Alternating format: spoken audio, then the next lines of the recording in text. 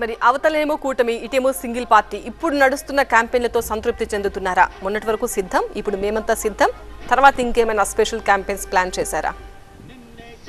Election అంటే ఒక యుద్ధం, అధికారం కోసం జరిగే యుద్ధంగా వాణ్ణి మనం అనుకున్నప్పుడు మేము సిద్ధం అని పార్టీ లైన్ లో మొదట ఏదైతే 4 ప్రాంతాల్లో 4 భారీ బహిరంగ సభలు పెట్టడం ద్వారా కేడర్ లో ఉత్తేజాన్ని, కార్యకర్తల్లో ధైర్యాన్ని, యుద్ధానికి శంఖారావాన్ని ఏదైతే మేము పూరించామో, ఇప్పుడు బస్ యాత్ర ద్వారా 21 రోజుల పర్యటన ప్రతి ఎంపీ కాన్స్టిట్యున్సీలో 1 లేదా 2 నియోజకవర్గాలని టచ్ చేసుకుంటూ ఏదైతే జరుగుతున్న యాత్ర ఉందో 25 ఎంపీ కాన్స్టిట్యున్సీస్ లో నేను 21 రోజులు ప్లాన్ చేసిన దాంట్లో మేమంతా సిద్ధం అనే టైటిల్ ఎందుకు పెట్టామంటే, నాయకుడితో పాటు కేడర్ ని బూత్ లెవెల్ వరకు సమీక్షలతో పాటు అక్కడ ఉన్న ఎమ్మెల్యేలని Golf as a game, it is closest to the game that you call life.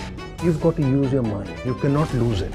The sharpest person is one who understands his limitations. खुद ही को कर बुलंद इतना कि खुदा बंदे से पूछे कि तेरी रजा क्या है. You might have a bad break after a good shot. You might have a good break after a bad shot. But the fact remains, you got to play the ball from where it lies.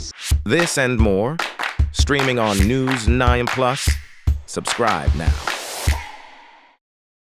MP అభ్యర్థుల్ని అందరినీ సమీకృతం చేసి మేమంతా సిద్ధం అనే నినాదంతో election యుద్ధానికి సిద్ధం చేసుకున్నాం. ఆ సిద్ధంగా ఉన్న విషయాన్ని ఒకరికొకరు చెప్పుకుంటూ ఒక పండుగలాగా ముందుకెళ్తున్నాం.